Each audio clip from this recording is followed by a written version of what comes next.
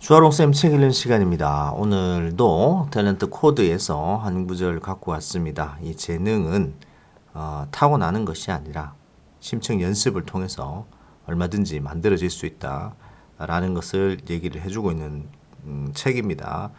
책이 좀 두껍긴 해도 술술 잘 넘어가고 재밌는 책이니까 꼭 한번 보시길 권해드리고요.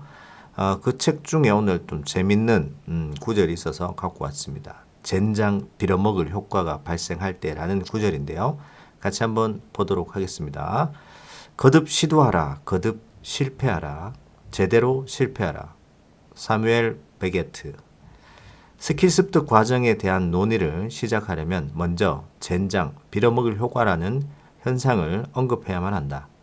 이 현상은 재능이 어느 날 갑자기 하늘에서 뚝 떨어진 것처럼 보일 때 우리 같은 사람들이 느끼는 불신, 선망, 시기 등이 어지럽게 뒤섞인 감정의 혼합체를 말한다. 루치아노 파바로티의 가곡을 듣거나 윌리 메이스의 야구 스윙을 볼 때 느껴지는 감정이 아니다. 그들은 10억 명 중에 하나 있을까 말까 한 사람들이다. 그들이 우리와 다르다는 사실은 쉽게 받아들일 수 있다. 이 젠장 빌어먹을 효과는 우리와 똑같아 보이는 사람이 비범한 재능을 발휘할 때 느껴지는 감정이다. 얼빠진 이웃집 아이가 갑자기 잘나가는 록밴드의 리드 기타리스트가 되거나 내 아이가 미분에 불가사의한 재주를 보일 때 느껴지는 얼얼한 놀라움이다. 한마디로 젠장 빌어먹일 효과는 어디서 저런 게 나왔지 싶은 그런 감정이다. 재능의 용광로를 여행하는 동안 익숙해질 만큼 자주 이 효과를 경험했다. 먼저 내 아이와 하나도 다를 바 없어 보이는 꼭 껴안아주고 싶은 어린아이들이 귀여운 야구 배트나 앙증맞은 바이올린을 들고 아장아장 레슨을 받으러 가는 모습이 눈에 띈다. 아이들은 서툴고 사랑스러운 시도를 한다. 고만고만한 아이들이 흔히 그렇듯이 실력은 신통치 못하다. 그런데 조물애기들이 사라지고 좀 더 나이 많은 아이들이 나타나기 시작하면 돌연 비약적으로 수준이 높아진다. 며칠 동안 재능의 용광로에 있다 보면 마치 박물관에서 공룡의 역사에 관한 전시를 관람하는 느낌이다. 나열된 모형을 하나하나 지나칠수록 점점 더 진화된 종을 만난다. 10살도 안 되었는데 상당히 훌륭한 아이들과 눈이 튀어나올 정도인 10대 중반 아이들을 보고 나면 마지막으로 무시무시한 벨로시랩터급의 10대 후반 아이들이 등장한다. 진전의 속도는 아찔할 정도다. 한 그룹에서 다음 그룹으로 넘어갈 때마다 도저히 믿을 수 없을 만큼 점점 더 강해지고 빨라지며 재능의 수준은 무섭게 향상된다. 젠장 빌어먹을 효과가 무엇보다 흥미로운 점은 한 방향으로만 작동한다는 점이다. 관찰자는 아무 말도 못하고 놀라 자빠질 지경이며 어리둥절한 상태다.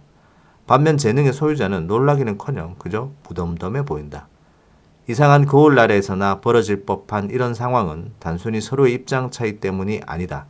이것은 스킬 습득 과정에서 핵심적인 일괄된 지각 패턴과 관련이 있다. 더불어 다음과 같은 중요한 질문이 제기된다. 이러한 과정의 본질은 무엇인가? 어떻게 이처럼 확연히 구별되는 두 가지 현상이 일어날 수 있는가? 어떻게 우리와 똑같아 보이는 사람들이 자기가 얼마나 향상되었는지 거의 의식하지 못한 채 갑자기 향상될 수 있는가? 이 질문의 답을 얻기 위해서는 아드리안 데오르트라는 실패한 수학교사의 이야기를 살펴볼 필요가 있다. 1914년에 태어난 데오르트는 네덜란드 심리학자로 여가 시간에 체스를 두는 게 낙이었다. 그는 체스 클럽에서 자기와 나이, 경험, 배경이 비슷한 몇몇 사람이 초인적인 체스 실력을 발휘하는 것을 보고 나름대로 젠장 빌어먹을 효과를 경험했다. 그들은 눈을 가리고도 동시에 10사람을 거뜬히 쓰러뜨릴 수 있는 체스 달인이었다. 데우로트는 자신의 실패 원인이 무엇인지 열심히 궁리했다. 궁리를 하다 보니 정확히 무엇 때문에 그들이 그렇게 잘하는 것인지 알고 싶어졌다.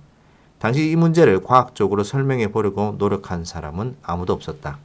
잘하는 선수는 사진처럼 정확한 기억력을 갖고 있어서 정보를 흡수하고 전략을 짜는데 남들보다 월등하다고 여겼다.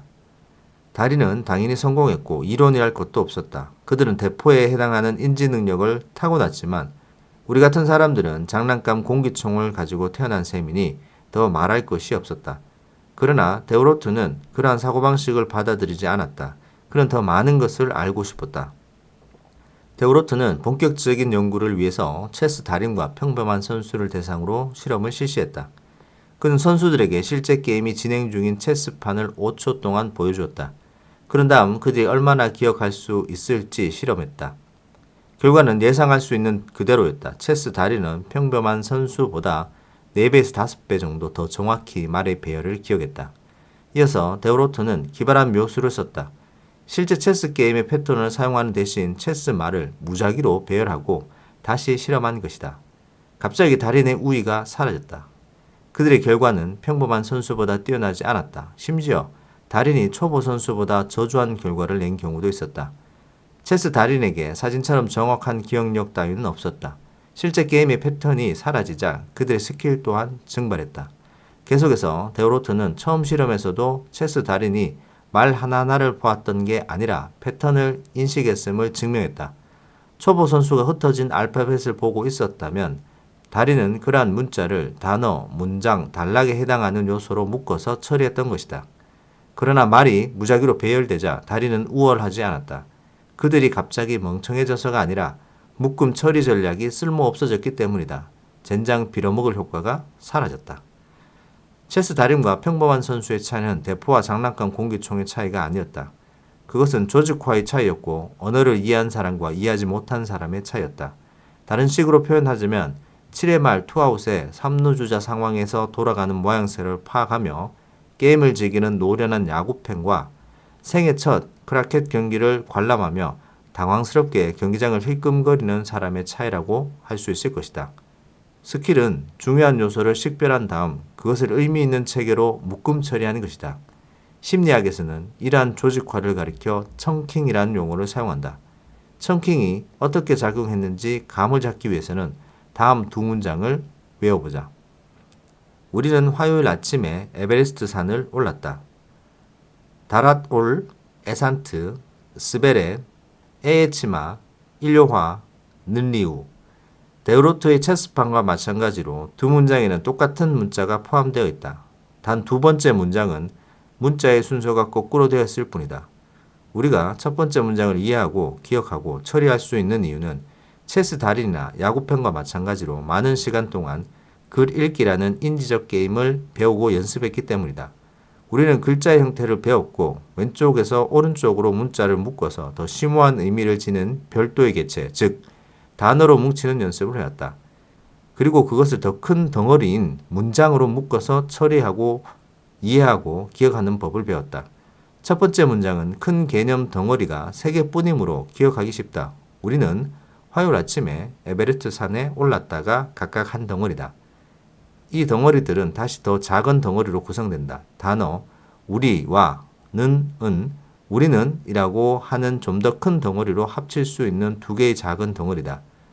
동그라미와 두 선은 우리가 우라는 문자로 인식할 수 있는 패턴을 형성하는 작은 덩어리다. 이런 식으로 각각의 덩어리는 마치 러시아 인형 세트처럼 다른 덩어리 안에 쏙 포개져 있다. 읽기 능력이란 본질적으로 덩어리를 뭉치거나 해체할 수 있는 능력이다. 혹은 미엘린의 용어를 표현하자면 번개 같은 속도로 회로들의 패턴에 정확한 신호를 발사하는 능력이다. 청킹은 이상한 개념이다.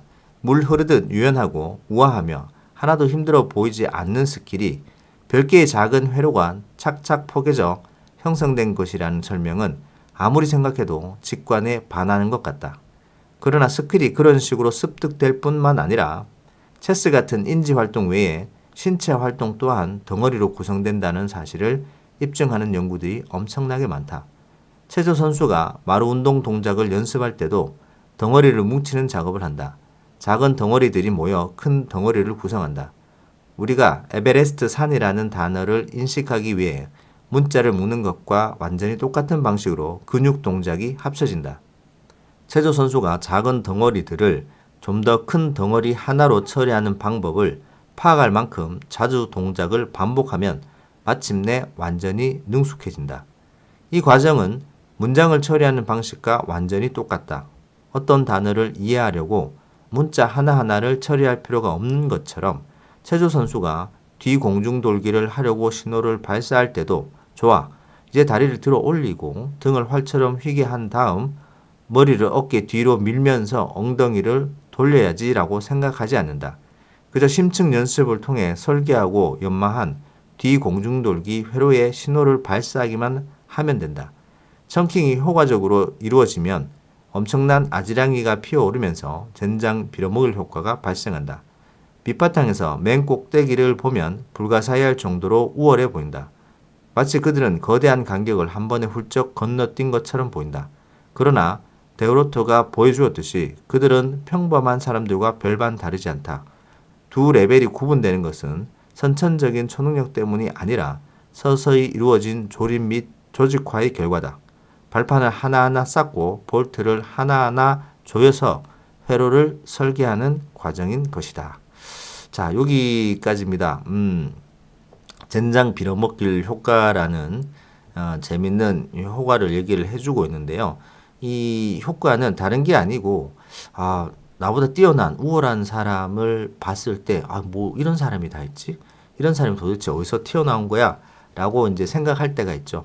뭐 물론 우리보다 아주 선천적으로 뛰어난 사람이 있죠. 뭐 루치아나 파바로티 같은 사람을 앞쪽에서 설명을 했는데 그런 거 말고 우리와 비슷하게 생긴 사람들이 특정 어떤 영역에서 굉장히 뛰어난 것을 봤을 때 젠장 빌어먹을 효과가 나타난다고 하는데 그것들은 중요한 것이 스킬을 하나로 묶어가서 어떤 체계로 만들어서 묶음 처리하는 과정이 굉장히 익숙해졌을 때 그런 효과가 나타난다고 얘기를 해주는 것 같습니다. 문장을 우리가 기억하는 것도 하나하나 단어를 생각하는 게 아니고 문장을 만들어서 그렇게 우리가 기억하는 것처럼 어떤 그런 조직화를 통해서 스킬이 급상승될 수 있다는 것을 얘기를 해주고 있네요. 아무튼 뭐 재밌는 책이고요. 또 재밌는 효과에 대해서 오늘 좀 공부를 해본 것 같습니다.